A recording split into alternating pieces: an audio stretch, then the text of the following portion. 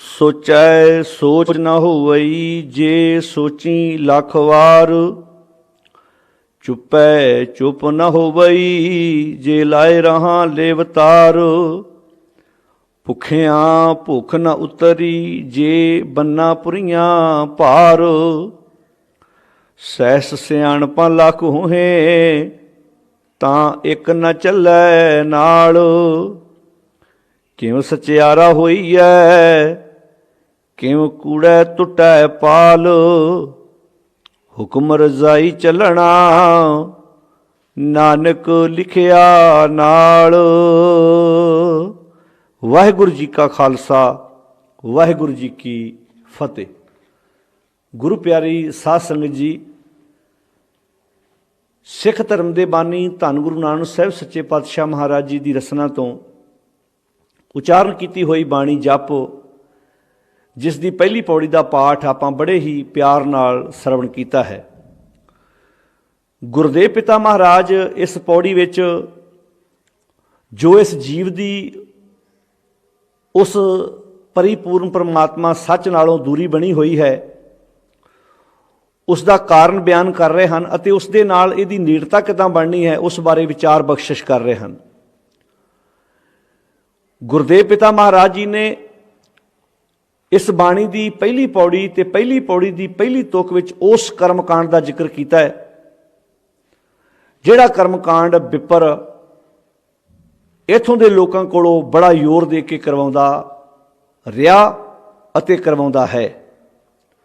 वो कर्मकांड सी कि भाई फलाने थां ते इशनान कर, इहदे नाल तैनूं फलाना फल मिलेगा, तेरी परमात्मा दे नाल नेड़ता बनेगी।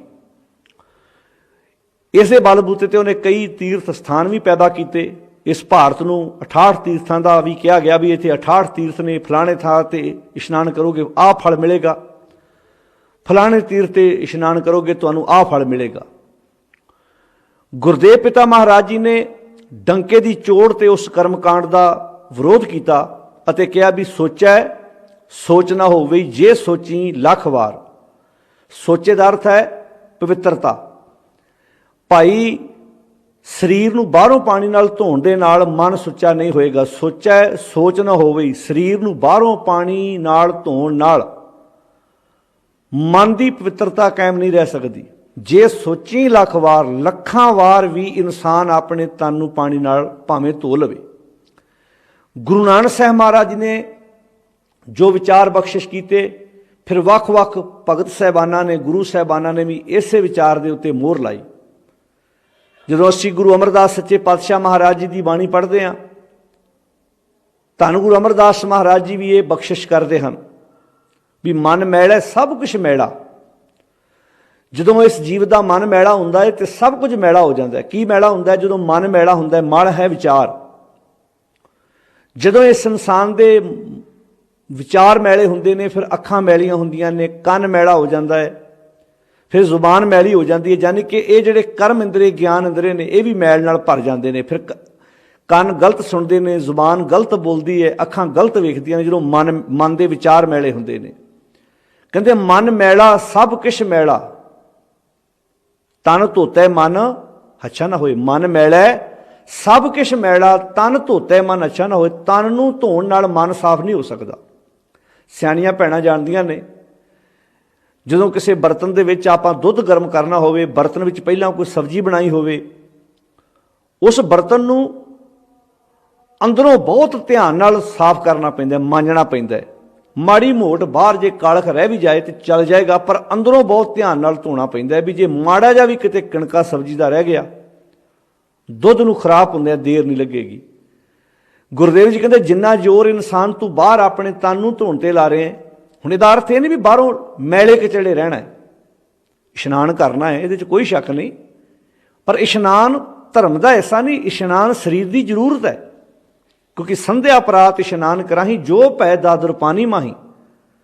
भगत साहबान कहते हैं जे कला पानी में इशनान कीतियां उहदी प्राप्ति हुंदी है तो सब तो पहला डड्डू नूं मिल जाए, सब तो पहला मेंढक नूं मिल जाए, तो पानी में रहिंदा है।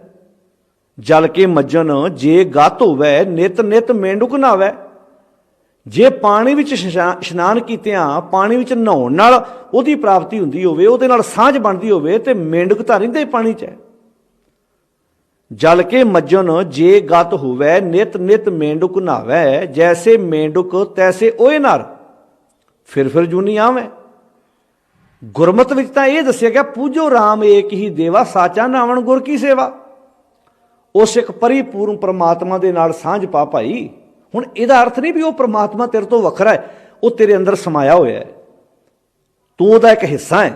ਸਰਵ ਵਿਆਪਕ ਪਰਮੇਸ਼ਰ ਨੂੰ ਬਿਆਨ ਕੀਤਾ ਗਿਆ। ਗੁਰੂ ਪਾਤਸ਼ਾਹ ਜੀ ਨੇ ਬਹੁਤ ਵੱਡਾ ਭੁਲੇਖਾ ਜਦੋਂ ਇੱਕ ਕਿਹਾ ਨਾ, ਉਹਦਾ ਅਰਥ ਕੀ ਵੀ ਉਹ ਇੱਕ ਹੈ ਨਾਲ ਸਰਵ ਵਿਆਪਕ ਹੈ, ਤੇਰੇ ਵਿੱਚ ਬੈਠਾ ਹੈ, ਤੇਰੇ ਤੋਂ ਦੂਰ ਨਹੀਂ ਹੈ। ਹਰ ਵਕਤ ਆਪਣੇ ਅੰਗ ਸੰਗ ਉਸ ਨੂੰ ਸਮਝ ਤੇ ਜ਼ਿੰਦਗੀ ਚੰਗੇ ਕੰਮ ਕਰਨ ਦੀ ਆਦਤ ਪਾ। ਤੂੰ ਗੁਰਦੇਵ ਜੀ ਕਦੇ ਸੋਚਿਆ ਹੈ? ਸੋਚ ਨਾ ਹੋਵੇ, ਜੇ ਸੋਚੀ ਲੱਖ ਵਾਰ, ਬਾਹਰੋਂ ਪਾਣੀ ਨਾਲ ਤਨ ਨੂੰ ਧੋਣ ਨਾਲ ਮਨ ਸੁੱਚਾ ਨਹੀਂ ਹੋਏਗਾ। ਭਾਵੇਂ ਸਾਡੀ ਕੌਮ 'ਚ ਵੀ ਇੱਦਾਂ ਦੇ ਬੜੇ ਫਿਰਕੇ ਪੈਦਾ ਹੋ ਗਏ। ਜਿਵੇਂ ਬਿੱਪਰ ਜਦੋਂ ਕਿਸੇ ਦੇ ਘਰ ਪ੍ਰਸ਼ਾਦ ਪਾਣੀ ਛਕਣ ਜਾਂਦਾ ਸੀ ਤਾਂ ਇਹ ਇਸ ਗੱਲ ਦਾ ਬੜਾ ਵੱਡਾ ਭਰਮ ਕਰਦਾ ਸੀ, ਪਹਿਲਾਂ ਸੁੱਚਾ ਆਪ ਹੋਏ, ਸੁੱਚੇ ਬੈਠਾ ਆਏ, ਸੁੱਚੇ ਅੱਗੇ ਰੱਖੇ ਉਹਨੂੰ, ਕੋਈ ਨਾ ਪਿਟਿਓ ਜਾਏ। ਜਦੋਂ ਬ੍ਰਾਹਮਣ ਕਿਸੇ ਘਰ ਪ੍ਰਸ਼ਾਦ ਪਾਣੀ ਛਕਣ ਜਾਂਦਾ ਸੀ ਤੇ ਉਹ ਬਹੁਤ ਇਸ ਗੱਲ ਦਾ ਧਿਆਨ ਰੱਖਦਾ ਸੀ ਕਿ ਮੈਂ ਪ੍ਰਸ਼ਾਦ ਪਾਣੀ ਛਕਣ ਜਾਣਾ। ਅਗਲੇ ਗਊ ਦਾ ਗੋਬਰ ਲਿਆ ਕੇ ਪਹਿਲਾਂ ਚੌਂਕੇ ਨੂੰ ਚੰਗੀ ਤਰ੍ਹਾਂ ਪੋਚਾ ਫੇਰਦੇ ਸੀ, ਹਰ ਇੱਕ ਚੀਜ਼ ਸੁੱਚੀ ਲਿਆ ਕੇ ਉਹਦੇ ਸਾਹਮਣੇ ਰੱਖਦੇ ਸੀ। ਤੇ ਗੁਰਦੇਵ ਜੀ ਨੇ ਪਿਆਰਾ ਉੱਥੇ ਲੌਜਿਕ ਵਰਤਿਆ, ਕਹਿੰਦੇ ਪਹਿਲਾਂ ਸੁੱਚਾ ਆਪ ਹੋਏ, ਪਹਿਲਾਂ ਉਹਨੇ ਆਪਣੇ ਤਨ ਦਾ ਇਸ਼ਨਾਨ ਪਾਣੀ ਨਾਲ ਕੀਤਾ, ਪਹਿਲਾਂ ਸੁੱਚਾ ਆਪ ਹੋਏ, ਸੁੱਚੇ ਬੈਠਾ ਆਏ, ਫਿਰ ਸੁੱਚੀ ਜਗ੍ਹਾ ਤੇ ਆਣ ਕੇ ਬਹਿ ਗਿਆ। ਪਹਿਲਾਂ ਸੁੱਚਾ ਆਪ ਹੋਏ, ਸੁੱਚੇ ਬੈਠਾ ਆਏ, ਸੁੱਚੇ ਅੱਗੇ ਰੱਖੇ ਹੋਣ, ਕੋਈ ਨਾ ਭਿਟਿਓ ਜਾਏ, ਸੁੱਚਾ ਹੋਏ ਕੇ ਜੀਵਿਆ। ਸੁੱਚਾ ਹੋ ਕੇ ਭੋਜਨ ਖਾਣ ਲੱਗਾ ਪੜ੍ਹਨ ਸ਼ਲੋਕ। ਜਿਵੇਂ ਸਾਡੇ ਜਦੋਂ ਕਿਸੇ ਦੇ ਘਰ ਪ੍ਰਸ਼ਾਦ ਪਾਣੀ ਛਕਣ ਜਾਂਦਾ, ਕਈ ਸ਼ਲੋਕ ਪੜ੍ਹ ਕੇ ਵਿਖਾਵਾ ਕਰਦੇ ਆ। ਘਰ ਭਾਵੇਂ ਪ੍ਰਸ਼ਾਦਾ ਉੱਦਾਂ ਛਕ ਲੈਣ, ਪਰ ਜਦੋਂ ਕਿਸੇ ਦੇ ਘਰ ਜਾਣਾ ਉਦੋਂ ਫਿਰ ਕਈ ਸ਼ਬਦ ਪੜ੍ਹਨੇ, ਅਗਲਿਆਂ 'ਤੇ ਪ੍ਰਭਾਵ ਪਵੇ। ਉਹ ਪ੍ਰਭਾਵ ਤੇ ਕੀ ਪੈਣਾ, ਉਲਟੇ ਡਰ ਜਾਂਦੇ ਵੀ ਸ਼ਾਇਦ ਸਿੱਖ ਬਣਨਾ ਕਾਫੀ ਔਖਾ ਕੰਮ ਆ, ਵੀ ਸਾਡੇ ਕੋਲ ਤੇ ਇੰਨੇ ਸ਼ਬਦ ਪੜ੍ਹੇ ਨਹੀਂ ਜਾਣੇ। ਇਹ ਵਿਖਾਵਾ ਹੈ, ਭੇਖ ਹੈ। ਜਿੱਦਾਂ ਤੂੰ ਭਾਈ ਆਪਣੇ ਘਰ ਪ੍ਰਸ਼ਾਦਾ ਛਕਦਾ ਉੱਦਾਂ ਅਗਲੇ ਦੇ ਘਰ ਛਕ। ਜੇ ਤੇ ਆਪਣੇ ਘਰ ਵੀ ਇੰਨੇ ਸ਼ਬਦ ਪੜ੍ਹ ਕੇ ਛਕਦਾ, ਅਗਲੇ ਘਰ ਜਾ ਕੇ ਵੀ ਇੰਨੇ ਸ਼ਬਦ ਪੜ੍ਹ। ਫਿਰ ਪੁਸਰੀਆਂ ਪਕਾਈਆਂ ਪਾਈਆਂ ਥਾਲੇ ਮਾਹੇ, ਜਿਨੀ ਗੁਰੂ ਮਨਾਇਆ ਰਜ ਰਜ ਸਹੀ ਖਾਏ। ਉਹ ਤੇ ਪੁਸਰੀ ਰੋਟੀ ਦਾ ਅਰਥ ਹੈ ਉਹ ਰੋਟੀ ਜਿਹੜੀ ਤਵੇ ਤੋਂ ਬਿਨਾਂ ਪਕਾਈ ਗਈ ਹੈ। ਭਾਵ ਜਿਹੜੀ ਤਵੇ ਤੋਂ, ਜਿਸ ਰੋਟੀ ਨੂੰ ਤਵਾ ਵੀ ਨਸੀਬ ਨਹੀਂ ਹੋਇਆ, ਪੁਸਰੀ ਰੋਟੀ। ਪੁਸਰੀਆਂ ਪਕਾਈਆਂ ਪਾਈਆਂ ਥਾਲੇ ਮਾਹੇ, ਭਾਵ ਜਿਨ੍ਹਾਂ ਕੋਲ ਤਵਾ ਵੀ ਨਹੀਂ ਸੀ ਹੈਗਾ, ਸਾਦੀ ਰੋਟੀ ਬਣਾ ਕੇ ਜਿਨ੍ਹਾਂ ਥਾਲ 'ਚ ਪਾ ਲਈ। ਜਿਨੇ ਗੁਰੂ ਮਨਾਇਆ ਰਜ ਰਜ ਸਹੀ ਖਾਏ। ਪਰ ਜੇ ਉਹਨਾਂ ਨੇ ਆਪਣੀ ਜ਼ਿੰਦਗੀ 'ਚ ਗੁਰੂ ਨੂੰ ਪ੍ਰਸੰਨ ਕਰ ਲਿਆ, ਉਹਦੇ ਵਿੱਚੋਂ ਆਪਣੀ ਤ੍ਰਿਪਤੀ ਕਰ ਲੈਂਦੇ ਨੇ। ਤੇ ਸਾਡੇ ਕਈ ਪ੍ਰਕਾਰ ਦੇ ਰਾਇਤੇ ਤੇ ਕਈ ਪ੍ਰਕਾਰ ਦੀਆਂ ਰੋਟੀਆਂ ਤੇ ਪਕਵਾਨ ਪਏ ਹੁੰਦੇ ਨੇ, ਉਹਨਾਂ ਦੇ ਸਾਹਮਣੇ ਇੱਦਾਂ ਪ੍ਰਸ਼ਾਦੇ ਦੇ ਹੱਥ ਜੋੜ ਕੇ ਕਹਿਣਗੇ ਪੁਸਰੀਆਂ ਪਕਾਈਆਂ ਪਾਈਆਂ ਥਾਲੇ ਮਾਹੇ। ਉਹੀ ਜਿਹੜਾ ਕੰਮ ਵਿਪਰ ਕਰਦਾ ਸੀ, ਉਹ ਕੰਮ ਹੀ ਅੱਜ ਸਾਡੇ 'ਚ ਆ ਗਿਆ। ਤੁਸੀਂ ਵੇਖਿਆ ਹੋਏਗਾ ਕਈ ਲੰਬੀਆਂ ਅਰਦਾਸਾਂ ਇਸ ਵਿਸ਼ੇ ਤੇ ਕਰਦੇ ਨੇ। ਤਾਂ ਗੁਰੂ ਸਾਹਿਬ ਨੇ ਕਿੰਨੇ ਪਿਆਰੇ ਵਿਖਾਵਾ। ਇਹ ਹੈ, ਮੈਂ ਜਿਹੜੀ ਵਿਖਾਵੇ ਦੀ ਗੱਲ ਕਰਦਾ, ਜਾਂ ਤੇ ਘਰ ਵੀ ਪ੍ਰਸ਼ਾਦਾ ਪਾਣੀ ਛਕਣ ਲੱਗਿਆ, ਉਹਨਾਂ ਦੇ ਜਵਾਕ ਵੀ ਕਈ ਵਾਰੀ ਹੱਸਦੇ ਹੋਣੇ ਵੀ ਘਰ ਤੇ ਤੁਸੀਂ ਉਦਾਂ ਹੀ ਪ੍ਰਸ਼ਾਦਾ ਛਕ ਲੈਂਦੇ, ਇਕੱਲੀ ਗ੍ਰਸਤੀ ਤੇ ਨਹੀਂ, ਤਿਆਗੀ ਵੀ ਇਦਾਂ ਕਰਦੇ ਨੇ ਬਹੁਤੀ ਵਾਰੀ ਦੂਜਿਆਂ ਤੇ ਪ੍ਰਭਾਵ ਪਾਉਣ ਵਾਸਤੇ।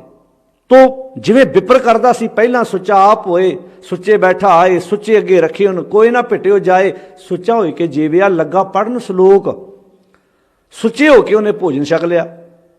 ਲੱਗਾ ਪੜ੍ਹਨ ਸ਼ਲੋਕ, ਕੋਥੀ ਜਾਏ ਸਟਿਆ ਕਿਸ ਇਹ ਲੱਗਾ ਦੋਖ। ਗੁਰਦੇਵ ਜੀ ਕਹਿੰਦੇ ਨੇ ਅਜੇ ਤੱਕ ਤੇ ਤੂੰ ਆਪਣੇ ਤਨ ਨੂੰ ਵੀ ਪਾਣੀ ਨਾਲ ਧੋ ਲਿਆ, ਪ੍ਰਸ਼ਾਦ ਵੀ ਜਿਹੜਾ ਤੂੰ ਲੰਗਰ ਪਾਣੀ ਛਕਿਆ ਉਹ ਵੀ ਸਾਫ਼ ਸੀ, ਪਰ ਹੁਣ ਤੂੰ ਦੰਦਾਂ ਨਾਲ ਚਿੱਥ ਕੇ ਜਿਹੜੇ ਗੰਦੇ ਪੇਟ ਵਿੱਚ ਸੁੱਟ ਦਿਆ, ਇਹ ਦੋਸ਼ ਹੁਣ ਕਿਹਦੇ ਮੱਥੇ ਮੜੇਗਾ। ਕੋਥੀ ਜਾਏ ਸਟਿਆ ਕਿਸੇ ਲੱਗਾ ਦੋਖ, ਅੰਨ ਦੇਵਤਾ, ਪਾਣੀ ਦੇਵਤਾ, ਬੈਸੰਤਰ ਦੇਵਤਾ, ਲੂਣ। ਇੱਥੇ ਦੇਵਤਾ ਸ਼ਬਦ ਤਾਂ ਵਰਤਿਆ ਵੀ ਸਾਰੇ ਬੜੇ ਹੀ ਪਵਿੱਤਰ ਪਦਾਰਥ ਸਨ। ਅੰਨ ਦੇਵਤਾ, ਪਾਣੀ ਦੇਵਤਾ, ਬੈਸੰਤਰ ਦੇਵਤਾ, ਲੂਣ। ਤੇ ਪੰਜਵੇਂ ਥਾਂ ਤੇ ਆਇਆ ਘਿਓ, ਪੰਜਵਾਂ ਪਾਇਆ ਘਰਿਤ ਤਾਂ ਹੋਆ ਪਾਕ ਪਵਿੱਤ। ਇਹ ਪੰਜੇ ਚੀਜ਼ਾਂ ਇੰਨੀਆਂ ਸਾਫ਼ ਸੁਥਰੀਆਂ, ਭੋਜਨ ਸੋਹਣਾ ਬਣ ਗਿਆ। ਪਰ ਪਾਪੀ ਸਿਉਂ ਤਨ ਗੱਡਿਆ। ਇਹ ਜਦੋਂ ਹੀ ਇਹ ਸੋਹਣਾ ਪਕਵਾਨ ਜਦੋਂ ਬੰਦੇ ਦੇ ਤਨ ਵਿੱਚ ਗਿਆ ਤੇ ਥੁੱਕਾਂ ਪਈਆਂ ਤਿੱਤ। ਹੁਣ ਮਹਾਰਾਜ ਕਹਿੰਦੇ ਪਹਿਲਾਂ ਤੇ ਬੜਾ ਵਹਿਮ ਕਰਦਾ ਸੀ, ਉਹਦਾ ਹੱਥ ਲੱਗ ਗਿਆ ਤੇ ਮੈਂ ਪਿੱਟਿਆ ਗਿਆ, ਉਹਦਾ ਹੱਥ ਲੱਗ ਗਿਆ ਤੇ ਮੈਂ ਪ੍ਰਸ਼ਾਦਾ ਨਹੀਂ ਛਕਣਾ, ਉਹਨੇ ਹੱਥ ਲਾਤਾ ਤੇ ਮੇਰਾ ਜੀਵਨ ਭ੍ਰਿਸ਼ਟ ਹੋ ਗਿਆ। ਹੁਣ ਦੱਸ, ਦੰਦਾਂ ਨਾਲ ਚਿੱਥ ਕਿਹੜਾ ਭੋਜਨ ਆਪਣੇ ਅੰਦਰ ਸੁੱਟਿਆ ਹੀ। ਤੇ ਹੁਣ ਉਹ ਜਿਹੜਾ ਭੋਜਨ ਤੇਰੇ ਸਰੀਰ 'ਚ ਗਿਆ, ਹੁਣ ਥੁੱਕਾਂ ਪਈਆਂ ਤੇ ਜਦੋਂ ਤੇਰੇ ਜਿਸਮ ਵਿੱਚੋਂ ਉਹ ਭੋਜਨ ਵਿਸ਼ਟਾ ਬਣ ਕੇ ਬਾਹਰ ਨਿਕਲਦਾ, ਉਹ ਤੇ ਥੁੱਕਦਾ ਵੀ ਆਪੇ ਆ। ਦੱਸ, ਇਹ ਥੁੱਕਣ ਲਾਇਕ, ਥੁੱਕਣ ਯੋਗ ਇਹ ਭੋਜਨ ਬਣਾਇਆ ਕਿਹਨੇ? ਤੇਰੇ ਜਿਸਮ ਨੇ। ਤੇ ਮਾਣ ਕਾਹਤੇ ਕਰਦਾ?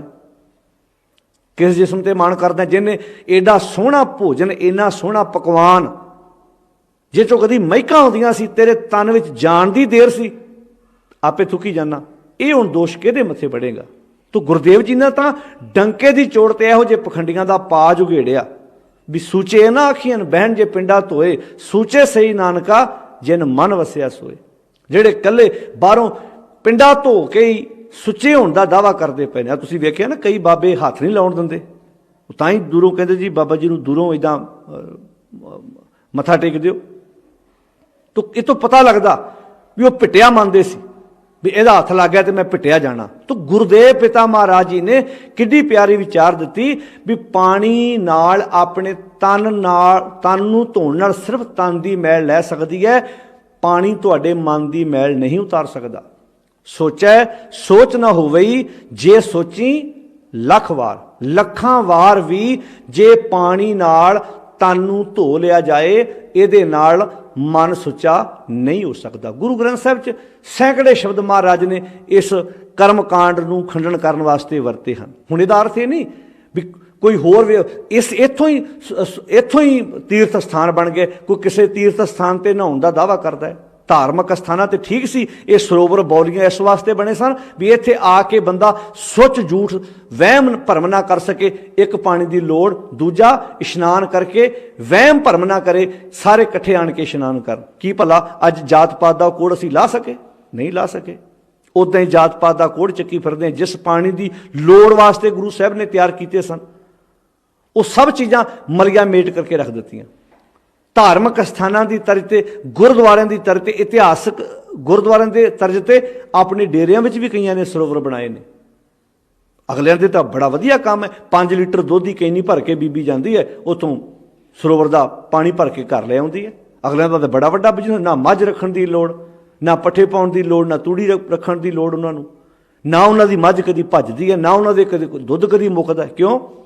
ਅਗਲੇ ਦਾ ਬਹੁਤ ਵੱਡਾ ਬਿਜ਼ਨਸ ਹੈ। ਜਿੱਥੇ ਦੁੱਧ ਦੇ ਕੇ ਪਾਣੀ ਲੈ ਜਾਓ, ਆਪਣੇ ਘਰ ਨੂੰ ਜਾ ਕੇ ਛੱਟਾ ਦੇ ਦਿਓ। ਉਹ ਕਿਉਂ ਕਹਿਣਗੇ ਵੀ ਇਹਨਾਂ ਚੀਜ਼ਾਂ ਦੀ ਲੋੜ ਨਹੀਂ? ਤਾਂ ਬਾਰ-ਬਾਰ ਬੇਨਤੀ ਕਰੀਦੀ ਹੈ ਗੁਰੂ ਕੇ ਪਿਆਰਿਓ, ਗੁਰੂ ਗ੍ਰੰਥ ਸਾਹਿਬ ਦੀ ਪਹਿਲੀ ਬਾਣੀ ਤੇ ਪਹਿਲੀ ਬਾਣੀ ਦੀ ਪਹਿਲੀ ਪੌੜੀ ਤੇ ਪਹਿਲੀ ਪੌੜੀ ਦੀ ਪਹਿਲੀ ਤੁਕ ਵਿੱਚ ਉਸ ਕਰਮਕਾਂਡ ਦਾ ਜ਼ਿਕਰ ਕੀਤਾ ਜਿਹੜਾ ਸਭ ਤੋਂ ਵੱਧ ਸਾਡੇ ਕੋਲੋਂ ਕਦੀ ਕਰਵਾਇਆ ਜਾਂਦਾ ਸੀ, ਹੁਣ ਵੀ ਕਰਵਾਇਆ ਜਾ ਰਿਹਾ। ਹੁਣ ਕਿਹੜਾ ਨਹੀਂ ਕਰਵਾਇਆ ਜਾ ਰਿਹਾ? ਤਾਂ ਪਾਤਸ਼ਾਹ ਕਹਿੰਦੇ ਸੋਚੈ ਸੋਚ ਨਾ ਹੋਵੇ, ਜੇ ਸੋਚੀ ਲੱਖ ਵਾਰ। ਅੱਗੇ ਗੁਰਦੇਵ ਜੀ ਨੇ ਦੂਜੇ ਕਰਮਕਾਂਡ ਦਾ ਜ਼ਿਕਰ ਕੀਤਾ ਵੀ ਚੁੱਪੈ ਚੁੱਪ ਨਾ ਹੋਵੇ, ਜੇ ਲਾਏ ਰਹਾ ਲਿਵਤਾਰ। ਚੁੱਪੇ ਦਾ ਅਰਥ ਕੀ ਹੈ? ਵੀ ਇੱਦਾਂ ਅੱਖਾਂ ਬੰਦ ਕਰਕੇ ਚੁੱਪ ਕਰ ਜਾਣਾ। ਹੁਣ ਮੰਨ ਲਓ ਕੋਈ ਬੰਦਾ ਅੱਖਾਂ ਬੰਦ ਕਰਕੇ ਸਮਾਧੀ ਲਾ ਕੇ ਬੈਠਾ ਹੋਵੇ, ਉਹਦੀਆਂ ਅੱਖਾਂ ਹੀ ਬੰਦ ਨੇ, ਉਹਨੇ ਸਰੀਰ ਦੀ ਸਮਾਧੀ ਲਾਈ, ਮਨ ਤੇ ਅੰਦਰੋਂ ਸ਼ੋਰ ਪਾ ਰਿਹਾ, ਮਨ ਤੇ ਅੰਦਰ ਰੌਲਾ ਪਾ ਰਿਹਾ, ਮਨ ਤੇ ਅੰਦਰ ਜੰਗ ਕਰ ਰਿਹਾ। ਗੁਰਦੇਵ ਜੀ ਨੇ ਸਮਾਧੀਆਂ ਲਾਉਣ ਵਾਲਿਆਂ ਬਾਰੇ ਵੀ ਬਾਣੀ ਵਿੱਚ ਹਵਾਲਾ ਦੇ ਕੇ ਸਮਝਾਇਆ। ਗੁਰੂ ਨਾਨਕ ਸਾਹਿਬ ਦਾ 730 ਨੰਬਰ ਅੰਕ ਤੇ ਸੂਹੀ ਰਾਗ ਦਾ ਸ਼ਬਦ ਹੈ, ਜੋਗ ਨਾ ਬਾਹਰ ਮੜੀ ਮਸਾਣੀ, ਜੋਗ ਨਾ ਤਾੜੀ ਲਾਈ ਆ। ਉੱਥੇ ਤਾੜੀ ਦੇ ਅਰਥ ਪੜ੍ਹ ਲੈਣਾ ਪ੍ਰੋਫੈਸਰ ਸਾਹਿਬ ਸਿੰਘ ਨੇ ਕੀਤਾ। ਤਾੜੀ ਦਾ ਅਰਥ ਸਮਾਧੀ। ਸਰੀਰ ਦੀਆਂ ਸਮਾਧੀਆਂ ਲਾਇਆ, ਉਸ ਮਾਲਕ ਦੀ ਪ੍ਰਾਪਤੀ ਨਹੀਂ ਹੋਣੀ, ਉਹਦੇ ਨਾਲ ਸਾਂਝ ਨਹੀਂ ਪੈਣੀ, ਭਾਵ ਜੀਵਨ ਵਿੱਚ ਕੋਈ ਬਦਲਾਅ ਨਹੀਂ ਆਉਣਾ। ਚੁੱਪੈ ਚੁੱਪ ਨਾ ਹੋਵਈ ਭਾਈ, ਬਾਹਰੋਂ ਚੁੱਪ ਕਰਕੇ ਬਹਿਣ ਨਾਲ ਕੋਈ ਗੱਲ ਨਹੀਂ ਬਣਨੀ। ਆ ਕਈ ਬਾਬੇ ਮੋਨੀ ਵੇਖੇ ਨਾ, ਬਾਬਾ ਜੀ ਬੋਲਦੇ ਨਹੀਂ, ਕਈ ਭੋਰਿਆਂ 'ਚ ਬਹਿ ਜਾਂਦੇ ਜਾ ਕੇ, ਬਾਬਾ ਜੀ ਬੋਲਦੇ ਨਹੀਂ, ਬਸ ਬਾਬਾ ਜੀ ਆਸ਼ੀਰਵਾਦ ਹੀ ਦਿੰਦੇ ਨੇ ਜੀ। ਅਗਲਿਆਂ ਨੂੰ ਪਤਾ ਵੀ ਬੋਲਣਾ ਆਉਂਦਾ ਹੀ ਨਹੀਂ। ਮੈਂ ਆਪਣੀ ਜ਼ਿੰਦਗੀ 'ਚ ਕਈ ਐਸੇ ਸਾਧ ਵੇਖੇ ਜਿਹੜੇ ਸਿਰਫ ਲੋਕਾਂ ਨੂੰ ਆਸ਼ੀਰਵਾਦ ਦਿੰਦੇ ਸੀ। ਤੇ ਜੇ ਕੋਈ ਪੁੱਛੇ ਬਾਬਾ ਜੀ ਅਰਦਾਸ ਕਰਾ ਦਿਓ, ਬਾਬਾ ਜੀ ਮੁੱਖ ਵਾਕ ਲੈ ਦਿਓ, ਨਹੀਂ ਜੀ ਬਾਬਾ ਜੀ ਬਸ ਫਿਰ ਮੁੱਖ ਵਾਕ ਨਹੀਂ ਨਾ ਲੈ ਸਕਦੇ, ਬਾਬਾ ਜੀ ਬਸ ਹੱਥਾਂ ਨਾਲ ਆਸ਼ੀਰਵਾਦ ਹੀ ਦੇ ਸਕਦੇ ਨੇ। ਮੋਨੀ ਸਾਧ ਅਗਲਿਆਂ ਦਾ ਮੋਨੀ ਬਾਬਿਆਂ ਦੇ ਨਾਲ ਸਰ ਗਿਆ ਵੀ ਮੂੰਹ ਨਾਲ ਬੋਲਾਂਗੇ ਕੋਈ ਦੱਸਣਾ ਪੈਣਾ, ਚੁੱਪ ਕਰ ਜਾਓ, ਆਪਣਾ ਪ੍ਰਭਾਵ ਬਣਿਆ ਰਹਿਣਾ। ਜ਼ੁਬਾਨ ਦਿੱਤੀ ਬੋਲਣ ਵਾਸਤੇ ਭਾਈ, ਕੁਝ ਬੋਲ ਇਹਦੇ ਨਾਲ ਕੋਈ ਆਪਣੀ ਜ਼ਿੰਦਗੀ ਦੇ ਕੋਈ ਸ਼ਬਦ ਸਮਾਜ ਦੇ ਸਾਹਮਣੇ। ਬਾਬਾ ਬੋਲ ਗਿਆ ਪਤ ਹੋਏ, ਊਤਮ ਸੇਦਾਰ ਊਤਮ ਕਹੀਏ, ਨੀਚ ਕਰਮ ਬਹਿ ਰੋਏ। ਤੋ ਇਸ ਕਰਕੇ ਚੁੱਪੈ ਚੁੱਪ ਨਾ ਹੋਵਈ, ਬਾਹਰੋਂ ਚੁੱਪ ਕਰਕੇ ਬਹਿਣ ਨਾਲ ਮਨ ਚੁੱਪ ਨਹੀਂ ਕਰਦਾ। ਹੁਣ ਮੰਨ ਲਓ ਇੱਦਾਂ ਮੈਂ ਅੱਖਾਂ ਬੰਦ ਕਰਕੇ ਸਮਾਧੀ ਲਾਈ ਹੋਵੇ, बाहरों समाधि लाया की बनूगा, अंदरों तो मन शोर पा के बैठा। श्री राग विच गुरु नानक साहब जी कहते हैं कि फाही सुरत मलूकी वेस, इदा अखां बंद कीतियां वा पर सुरत तो रस्सी का काम दे रही है, सुरत के अंदरों विਉਂਤਾਂ घट रही, मैं फसाउणा किदां। फाही सुरत मलूकी वेस हाँ ठगवाड़ा ठगी देश। कहते जिहड़ी शरीर इदा इदा समाधि ला ली पर जिहड़ी सुरत है अंदरों मन है वो तो विਉਂਤਾਂ घट रहा। तो गुरुदेव जी कहते चुपै चुप ना होवे जे लाए रहा लिवतार। लगातार बंदा घंटियां बधी समाधि ला के बैठा रहे, बाहरों समाधि ला के बहन नाल मन चुप नहीं करता, मन अंदरों शोर पा रहा है, मन अंदरों रौला पा रहा है। बाणी तो आख्या मन ना जंग कर, जो जन लूझे मने स्यों से पूरे प्रधाना।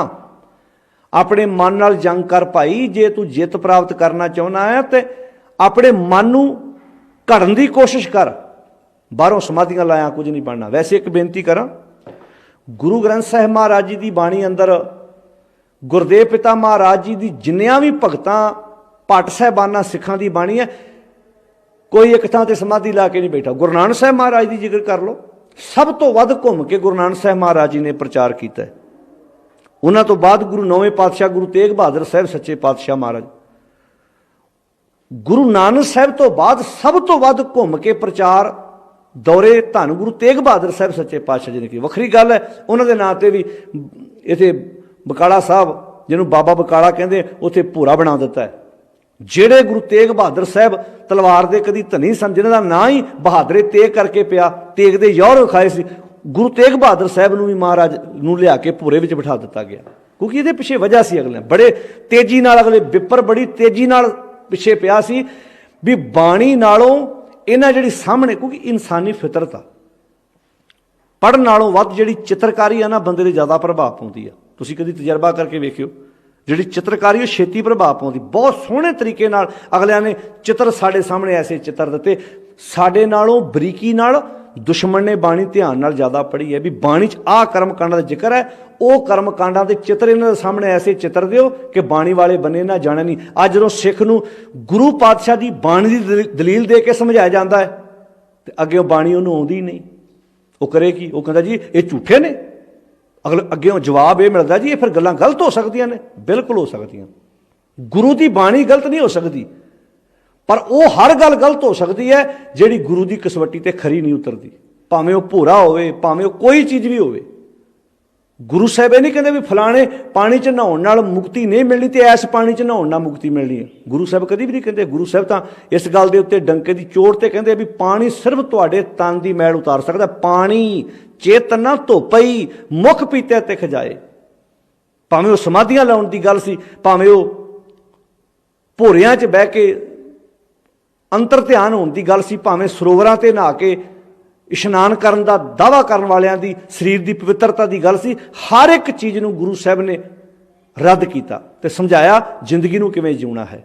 तो खैर ये चीज़ां साडे विच अगलियां ने पा दित्तियां कि अगले नूं पता सी बाणी इन्हां पढ़ी नहीं। अज भी तुसीं वेख लो, जिहड़ा प्रचारक गुरु ग्रंथ साहब की बाणी की सही व्याख्या करके सुणाउंदा है, संप्रदायी ते डेरेदारां नूं यहर वर्गा लगदा है, वो पंथ दोखी है।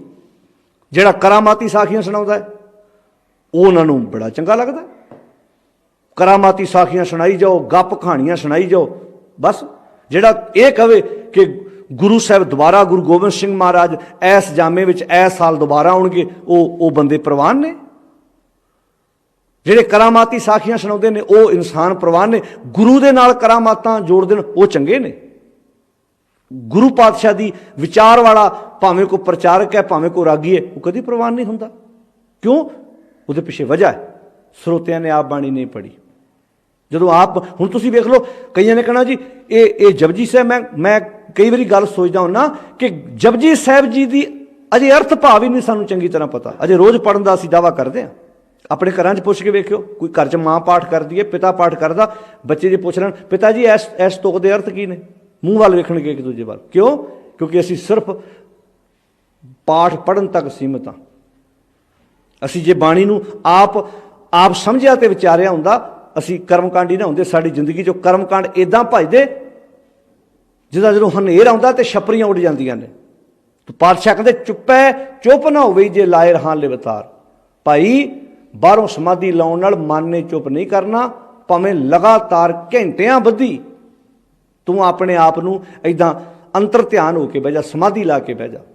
समाधि लवाउणी सी मन दी, मन की समाधि किदां लगनी सी? भांडा धोए बैस धूप देवो ताओ दूधे को जावो, दूध कर्म सुन सुरत समान होए निराश जमावो, जपो तय को नामा अवर निराफल कामा। इदां समाधि लाउणी सी, अपनी रोज़ की किरत कारण दुध बना। उदों समाधि लगदी तेरी जदों ठगियां मारदा, बेईमानियां करदा, घट तोलदा, भरावां नाल धोखे करदा, उदों तेरी समाधि कित्थे जांदी भाई? समाधि ते कई कहणगे जी फिर किह च ध्यान जोड़िए। ध्यान ये जोड़ कि समाज में धोखा ना करी, किसी नाल बेईमानी ना करी, किसी दा हक ना मारी, अपने घर बच्चों वास्ते रोटी लियाउण लगे ये सोच भी किसी दे नाल बेईमानी तो नहीं की, ठगी तो नहीं मारी, किसी नाल लुट खसुट तो नहीं की, तेरी रोज़ की कमाई दुध वर्गी चिट्टी होवे।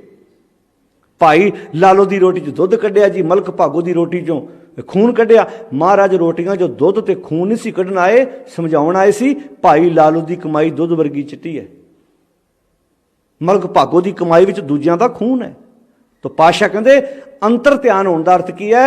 अपने मन विच बुरे ख्याल ना पैदा होण दे। चुप्पै चुप न होवई जे लाए रहां लिवतार। तीजी गल आई भुखियां भुख ना उतरी जे बन्ना पुरियां पार। बंदे ने सोचिया शायद मैं तन पानी नाल धो लवां, शायद उहदे नाल मेरी नेड़ता बन जाए, शायद मैं तन की समाधि ला लवां, शायद उहदे नाल नेड़ता बन जाए। तीजी गल दुनिया के तमाम पदार्थ मेरे को आ जाण, शायद उहदे नाल मेरी नेड़ता बन जाए। महाराज कहते भुखियां, भुखियां का अर्थ की है? तृष्णा के अधीन रहा, तृष्णा के अधीन रहा। तृष्णा एक ऐसी अग आ जिन्हें साड़ के ये रजदी नहीं, तृप्त नहीं होंदी।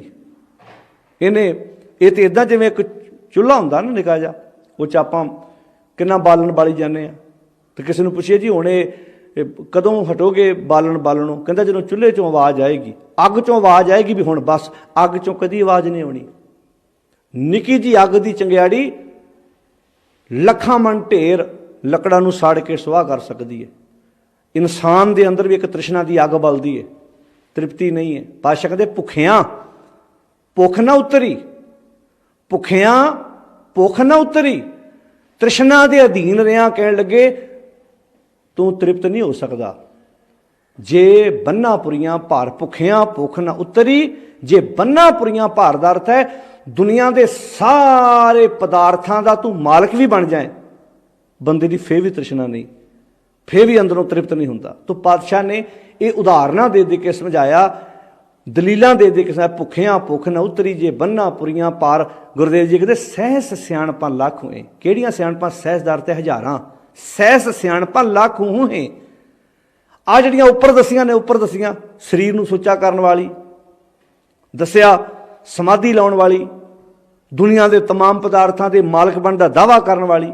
गुरुदेव जी कहते इदां दियां हज़ारां सियाणपां दा तू मालक बन जा। इदां दियां वैसे तो बाणी सियाणा बनाउंदी सानूं, बाणी आंदी सियाणा बन, सूझवान बन, पर सह सियाणपां किहड़ियां सियाणपां?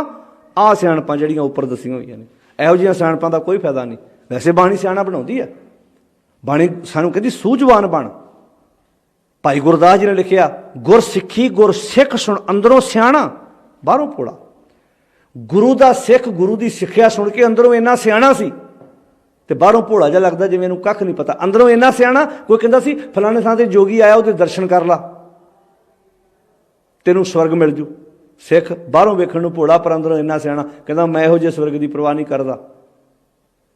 कवन नरक क्या स्वर्ग विचार संतन दो राधे, हम कहूँ कि कान ना कटते अपने गुर प्रसादे।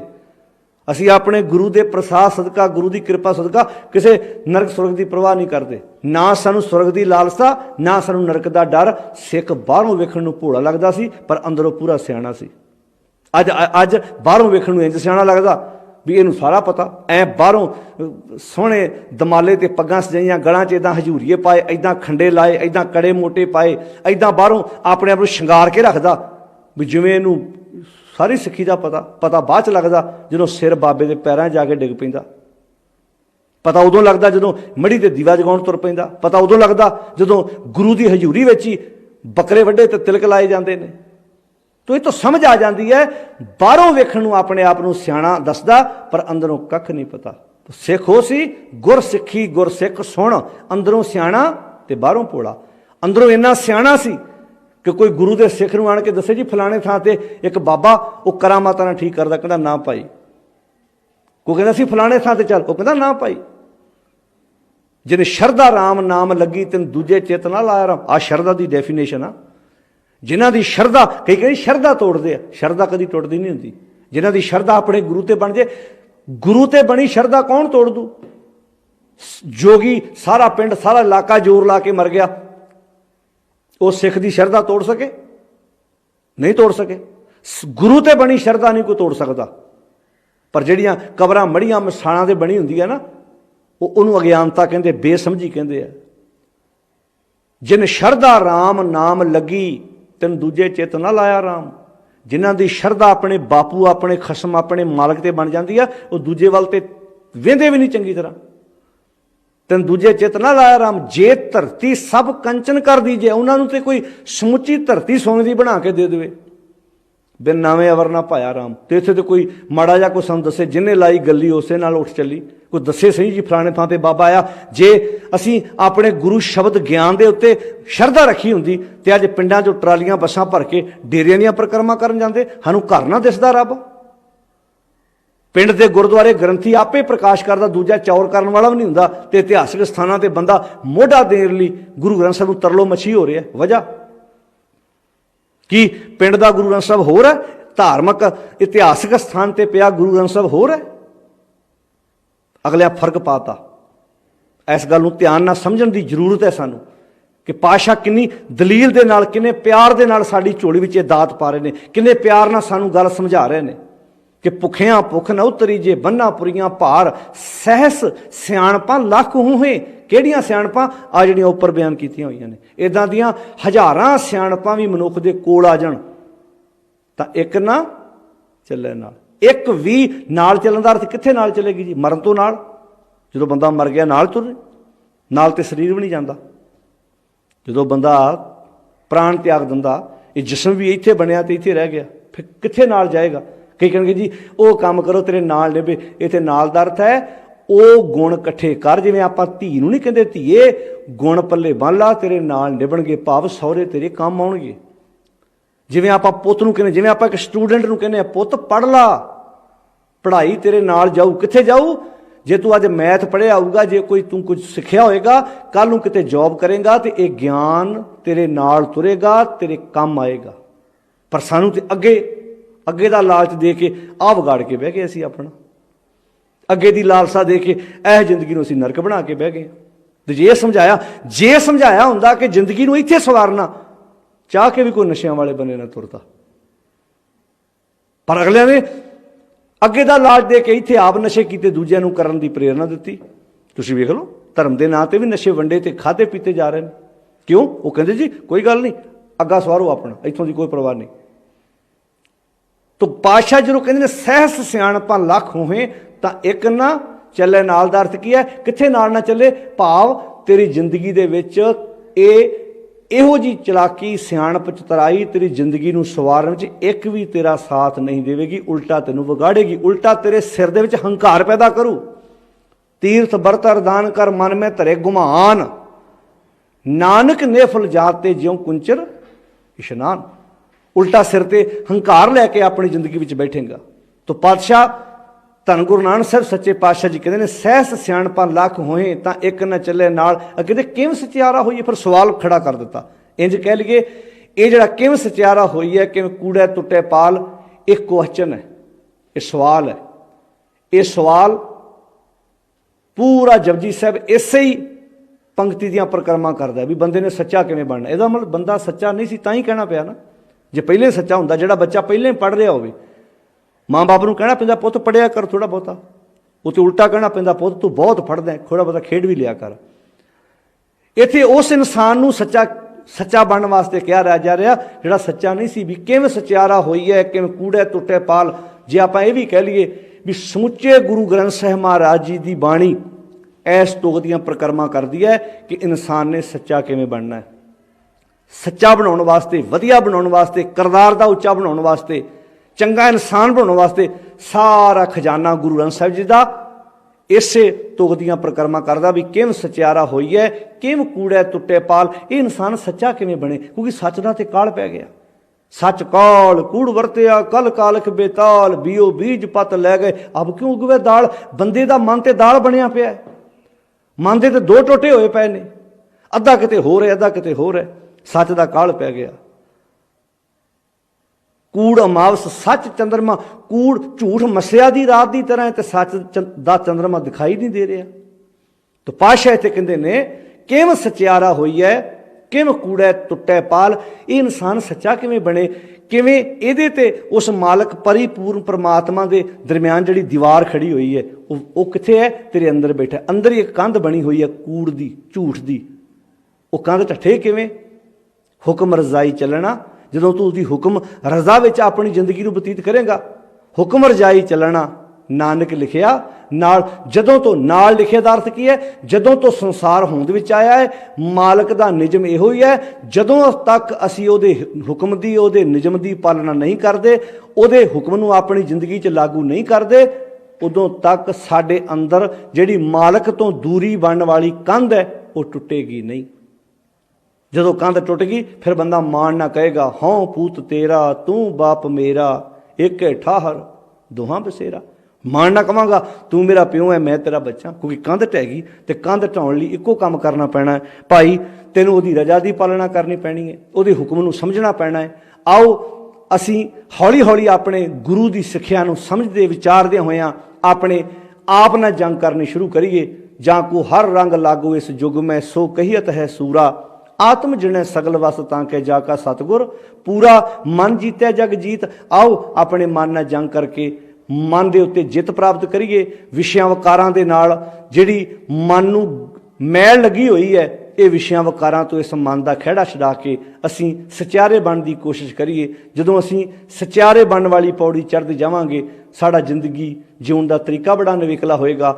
ਗੁਰੂ ਨਾਨਕ ਸਾਹਿਬ ਮਹਾਰਾਜ ਜੀ ਦੀ ਪਾਵਨ ਬਾਣੀ ਜਪ ਦੀ ਪਹਿਲੀ ਪੌੜੀ, ਜਿਸ ਦੀ ਆਪਾਂ ਅੱਜ ਦੇ ਜਿਹੜੀ ਹੈ ਇਹ ਵਿਚਾਰ ਕੀਤੀ ਹੈ, ਆਪ ਜੀ ਨੇ ਬੜੇ ਧਿਆਨ ਨਾਲ ਜਪ ਬਾਣੀ ਦੀ ਪਹਿਲੀ ਪੌੜੀ ਦੀ ਵਿਚਾਰ ਜਿਹੜੀ ਹੈ ਸ਼ਰਵਣ ਕੀਤੀ ਹੈ। ਕਿਉਂਕਿ ਸਾਧ ਸੰਗਤ ਜੀ, ਜਦੋਂ ਆਪਾਂ ਦੀਵਾਨਾਂ ਵਿੱਚ ਲਾਈਵ ਕਥਾ ਕਰਦੇ ਹਾਂ ਤਾਂ ਕੁਦਰਤੀ ਗੱਲ ਹੈ ਬਹੁਤ ਵਾਰੀ ਬੰਦਾ ਵਿਸ਼ੇ ਤੋਂ ਪਾਸੇ ਚਲਾ ਜਾਂਦਾ ਹੈ, ਪਰ ਆਪਾਂ ਕੋਸ਼ਿਸ਼ ਕਰ ਰਹੇ ਹਾਂ ਕਿ ਇਹ ਭਾਵੇਂ ਦੀਵਾਨ ਆਉਣ ਵਾਲੇ ਸਮੇਂ 'ਚ ਆਪਣੇ ਚੱਲਦੇ ਵੀ ਰਹਿਣ, ਪਰ ਆਪਾਂ ਜਪ ਬਾਣੀ ਦੀ ਵਿਚਾਰ ਇੱਦਾਂ ਪੌੜੀ ਦਰ ਪੌੜੀ ਇੱਦਾਂ ਸੰਖੇਪ ਸ਼ਬਦਾਂ ਵਿੱਚ ਆਪ ਰਲ ਮਿਲ ਕੇ ਸਾਂਝ ਪਾਉਣ ਦਾ ਯਤਨ ਕਰਾਂਗੇ, ਤਾਂ ਕਿ ਆਪਾਂ ਇਹਦੇ ਵਿੱਚੋਂ ਜਿੱਥੇ ਅਸੀਂ ਬੁਲਾਰੇ ਤੁਹਾਡੇ ਨਾਲ ਵਿਚਾਰ ਸਾਂਝ ਕਰ ਰਹੇ ਹਾਂ, ਉੱਥੇ ਅਸੀਂ ਆਪ ਵੀ ਬਹੁਤ ਕੁਝ ਸਿੱਖਣ ਦਾ ਯਤਨ ਕਰ ਰਹੇ ਹਾਂ ਕਿ ਸਾਨੂੰ ਵੀ, ਕਿਉਂਕਿ ਜਦੋਂ ਇੱਕ ਟੀਚਰ ਦੂਜੇ ਨੂੰ ਪੜ੍ਹਾਉਂਦਾ ਹੈ ਉਹਨੂੰ ਖੁਦ ਨੂੰ ਵੀ ਪੜ੍ਹਨਾ ਪੈਂਦਾ ਹੈ। ਸੱਚੀ ਗੱਲ ਹੈ, ਆਪ ਵੀ ਹੰਸ ਬਿਰਤੀ ਲੈ ਕੇ ਚੁੱਭੀ ਮਾਰਨ ਦਾ ਆਪਾਂ ਯਤਨ ਕਰੀਏ।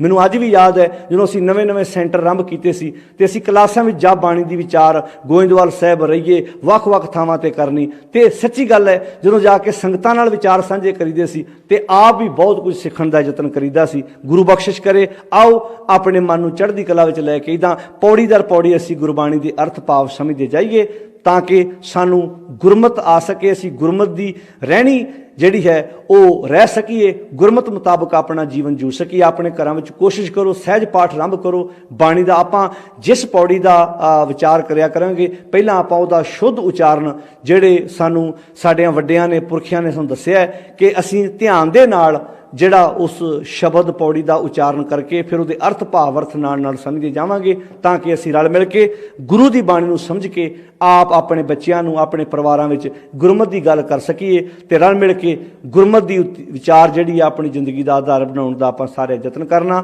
ਤਾਂ ਕਿ ਅਸੀਂ ਨਸ਼ਿਆਂ ਤੋਂ, ਵਹਿਮਾਂ ਭਰਮਾਂ ਤੋਂ, ਪਖੰਡਾਂ ਤੋਂ, ਕਰਮ ਕਾਂਡਾਂ ਤੋਂ ਮੁਕਤ ਹੋ ਕੇ ਅਸੀਂ ਕਿਹਦੇ ਮੁਹਤਾਜ ਨਾ ਹੋ ਸਕੀਏ। ਅਸੀਂ ਖੁਦ ਆਪ ਗੁਰੂ ਦੀ ਬਾਣੀ ਪੜ੍ਹ ਕੇ ਆਪਣੀ ਜ਼ਿੰਦਗੀ ਨੂੰ ਸਵਾਰ ਸਕੀਏ। ਸਾਰਿਆਂ ਦਾ ਧੰਨਵਾਦ। ਆਉਣ ਵਾਲੇ ਸਮੇਂ ਵਿੱਚ ਆਪਾਂ ਫਿਰ ਇਸ ਤੋਂ ਬਾਅਦ ਦੂਜੀ ਪੌੜੀ ਦੀ ਵਿਚਾਰ ਲੈ ਕੇ ਤੁਹਾਡੇ ਸਾਹਮਣੇ ਆਵਾਂਗੇ। ਸਾਰਿਆਂ ਦਾ ਧੰਨਵਾਦ। ਬੜੇ ਪਿਆਰ ਨਾਲ ਆਪ ਜੀ ਨੇ ਇਸ ਪੌੜੀ ਦੀ ਵਿਚਾਰ ਸਰਵਣ ਕੀਤੀ ਹੈ। ਅਦਬ ਸਤਿਕਾਰ ਨਾਲ ਫਤਿਹ ਬੁਲਾਓ। ਵਾਹਿਗੁਰੂ ਜੀ ਕਾ ਖਾਲਸਾ, ਵਾਹਿਗੁਰੂ ਜੀ ਕੀ ਫਤਿਹ।